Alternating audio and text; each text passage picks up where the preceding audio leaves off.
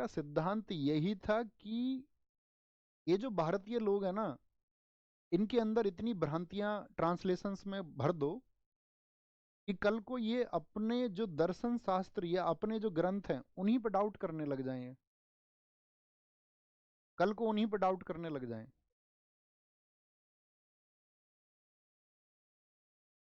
समझ पा रहे हैं? ऐसा हुआ इंग्लिश ट्रांसलेशन में।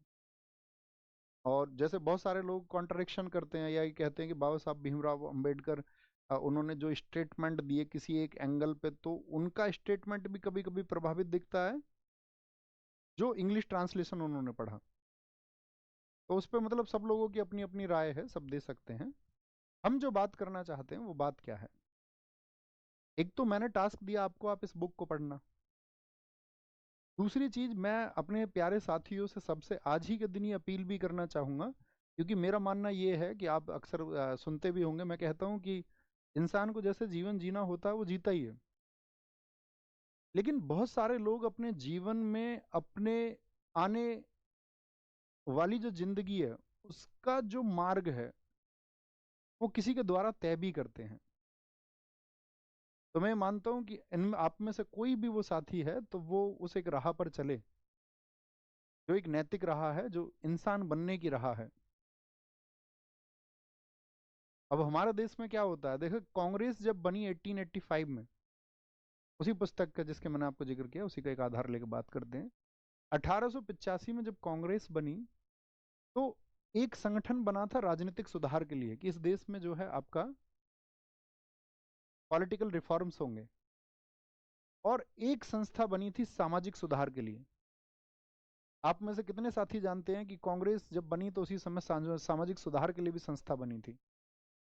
मैं गारंटीड कह सकता हूँ ना के बराबर लोग, क्योंकि राजनीतिक तरक्की ज्यादा जरूरी है इस देश में। हम जानते ही नहीं 1885 के जब कांग्रेस के समय पे कोई आपका सुधार संगठन भी बना, कांग्रेस का ही दूसरा रूप, कि हम दोनों चीजों को पैरेलली लेके चलेंगे। राजनीतिक सुधार भी हमारे देश में होगा, लेकिन उतना ही ज्यादा जरूरी है सामाजिक सुधार। क्योंकि अगर आप सोचते हैं कि राजनीतिक सुधार आप पहले करेंगे और सामाजिक सुधार आप बाद में करेंगे, तो ये संभव ही नहीं है। गौतम बुद्ध जी ने सबसे पहले सामाजिक सुधार किए, ये सामाजिक सुधारों के लिए प्रयास किया। उसके बाद में हमारे देश में चंद्रगुप्त मौर्य ने राजनीतिक सुधार किए। महाराष्ट्र में छत्रपति शिवाजी महाराज जी ने राजनीतिक सुधार बाद में किए, उससे पहले महाराष्ट्र के संतों ने वहां पर धार्मिक सुधारों को किया।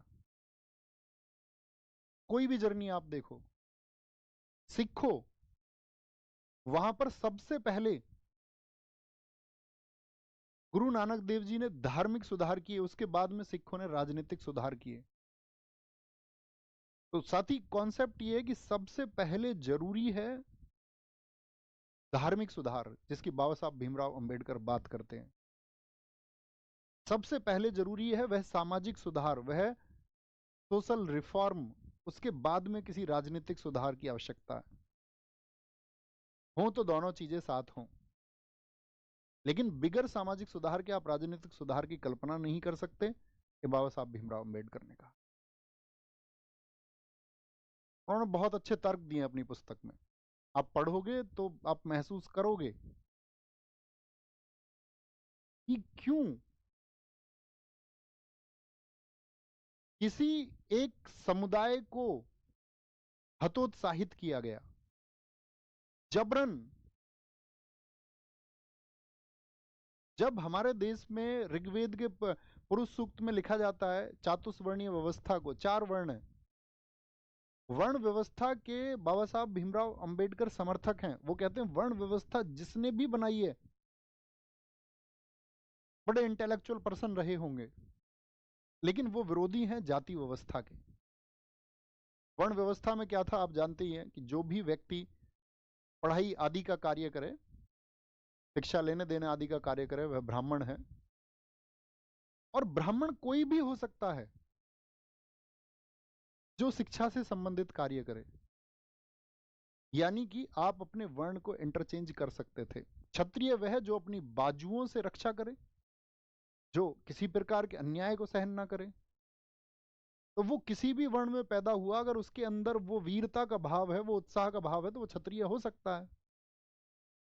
जो व्यापार को करे वो आपका वैश्य, और जो अपने काम आदि को चुन ले वो सब शूद्र। ये चातुर्वर्णीय व्यवस्था थी। तो इस चातुर्वर्णीय व्यवस्था में साथी आप वर्ण को एक्सचेंज कर सकते थे। इतनी बात समझ पा रहे हैं? यानी आपका जैसा भी कर्म होगा आप उसी प्रकार से उसी वर्ण के व्यक्ति माने जाएंगे। आप अपना कोई काम चुन रहे हैं तो आप शूद्र माने जाएंगे। आप शिक्षा आदि का कार्य कर रहे हैं, शिक्षित करने का काम कर रहे हैं, लोग दिशा दिखाने का काम कर रहे हैं, आप ब्राह्मण माने जाएंगे। जन्म से कोई अर्थ ही नहीं है। अब जिनको उन पे सवाल दागने थे तो उन्होंने हमारे फिर आपका उन ग्रंथों पे सवाल दाग दिए कि ये तो आपका उन्होंने कहा है। उन्होंने ऐसा कुछ कहा ही नहीं। वहां सिर्फ वर्ण की बात हुई है। जाति व्यवस्था तो लोगों ने अपने अपने हितों के लिए डेवलप की।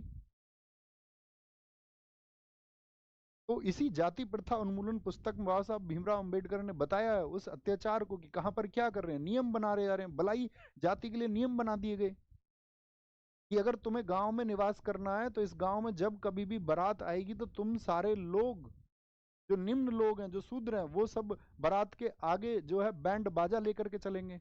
बाजा उनको बजाना पड़ेगा। तो वो उस पर बात कर रहे हैं, उसको पढ़ना एक बार, क्योंकि मैं किसी 2 4 5 मिनट के संवाद से आपके अंदर वो चेतना जागृत नहीं हो सकती जब तक आप किसी विषय के मूल को ना समझते हो।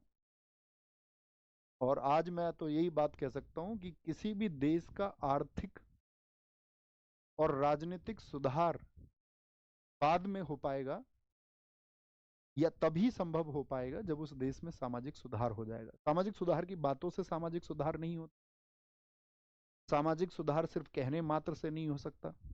बहुत सारे सुधारक आए हैं, बहुत सारे लोगों ने उसके लिए प्रयास किए हैं, लेकिन तुम याद रख लेना, जाति प्रथा सबसे बड़ा दैत्य है जो किसी भी देश को कमजोर करता है। और जब तक ये दैत्य नहीं मारा जाएगा तब तक ये देश सशक्त नहीं बन पाएगा। और सिर्फ ऐसे नहीं कि उसके बारे में हम बात कर लें, वो हमको अपनी जिंदगी में अपनाना होगा। आपको मानना होगा मनुष्य सभी बराबर हैं। जैसे अभी मैंने मिर्जा गालिब की बताई आपको बातें, तो आप मिर्जा गालिब को उसके वस्त्रों से थोड़ी ना तय करोगे। तो सीधा सा कॉन्सेप्ट है। आप किसी को किसी के जन्म से थोड़ी ना डिसाइड करोगे। किसने कहा कि किसी का चुनाव आप उसके जन्म से करेंगे? और फिर उस स्थिति में आप खुद को रख के देखिए, खुद सोचिए, खुद विचारिए, यदि आपका जन्म हुआ होता तो विचारेगा कौन? विचार तो करना होगा ना। अब इसी में वो सारे लोग जो ये कहें नहीं, जैसे बाबा साहब भीमराव अंबेडकर ने कहा ना, जब समाजवादी विचारधारा चली, उन्होंने कहा समाज में तो अंतर गरीब और अमीर का है, और जो आर्थिक असमानता यदि उसे दूर कर दिया जाए तो समाज के बीच का जो दूरी है वह कम हो जाएगी। अमीर और गरीब के बीच के अंतर को खत्म कर दो, यही समाजवाद का लक्ष्य है। तो बाबा साहब भीमराव अंबेडकर जी ने इसे चैलेंज किया। उन्होंने कहा कि बात सिर्फ गरीब और अमीर की नहीं है। अगर आर्थिक संबलता से व्यक्ति को सम्मान मिल जाता तो क्यों एक धनाढ्य व्यक्ति एक निर्धन पुजारी की बातों को मानता है? आर्थिक संबलता की तो बात ही नहीं है, वो बाद का विषय है। बात आर्थिक समानता की नहीं है, बात है सामाजिक समानता की। जो सामाजिक असमानता प्रगाढ़ हो चुकी है उसको मिटाना होगा साथी। उस उन्मूलन के लिए काम करना होगा, उसको जड़ से मिटाना होगा। और आपको लगेगा कि समाज धीरे धीरे डेवलप हो रहा है, ये चीजें कम हो गई हैं। तो जहां पर विकसित हैं लोग, वहां पर ये चीजें काफी हद तक आप देखोगे आज भी लोगों के मन में विकास होने के बावजूद भी बसी हुई हैं। अक्सर आप खबरें पढ़ते होंगे, इस व्यक्ति को इस घोड़े पर नहीं बैठने दिया, उसकी चढ़त नहीं होने दी? किसने दिए तुमको ये अधिकार? कहेंगे जी हमको तो जन्म से ही अधिकार मिल गए। जन्म का कॉन्सेप्ट ही नहीं है कहीं पर भी। कॉन्सेप्ट कर्म का है। तुम कौन होते हो उसको जन्म के आधार पर बनाने वाले? जब तुम्हारे ऋषियों ने, मुनियों ने उसका आधार कर्म बनाया, तो तुम जन्म आधार बनाने वाले कौन लोग होते हो? तो तुमने कहा नहीं, हमारी अपनी धारणाएं हैं, हम तो अपने हिसाब से बनाएंगे। तो यही वो तबका, यही वो वर्ग है जो उस उन्मूलन को नहीं होने देता, क्योंकि उसको पता है ना कि अगर समानता आ जाएगी, अगर सब समान हो जाएंगे, तो कल को इनको हमारे बराबर सम्मान मिलेगा, हम सब बराबर होंगे। तो उनको बड़ी ठेस पहुंचती है इस बात से कि अगर कल को सब बराबर हो जाएंगे तो फिर हमारा ऊंचा कद कहां जाएगा। इसीलिए वो समाजवाद पर प्रश्न चिन्ह लगा रहे थे कि क्या उस सर्वहारा वर्ग का साथ जाति उन्मूलन जैसी चीजों में वह वर्ग जो उपेक्षा की भावना रखता है कभी साथी हो पाएगा? कभी वह सर्वहारा वर्ग का साथ दे पाएगा इस उन्मूलन की प्रथाओं में? या इन उन्मूलन, अगर हम बोले जाति उन्मूलन के लिए, तो क्योंकि दोस्त सारा जो भी षड्यंत्र है सब मस्तिष्क का है। उसी जाल को फैलाया गया है, उस जाल को काटने वाले भी आप लोग होंगे। मैं तो ये कहूंगा कोई एक भी अपनाए तो बड़ी बात है, एक से जितने ज्यादा अपनाए वो उतनी ही बड़ी बात हो जाती, आप उतने ही महान हो जाते। अगर आप जियोगे उसको एक ह्यूमन बीइंग के नाते, एक मनुष्य के नाते, तो फिर आप होते जाएंगे महान। आप सुनिए ना लोगों को, अगर आपके अंदर विचार पैदा नहीं हो पा रहे तो आप सुनिए। आज के समय में कितने लोग कितना अच्छा काम कर रहे हैं, क्योंकि लोगों को सुनना नहीं है।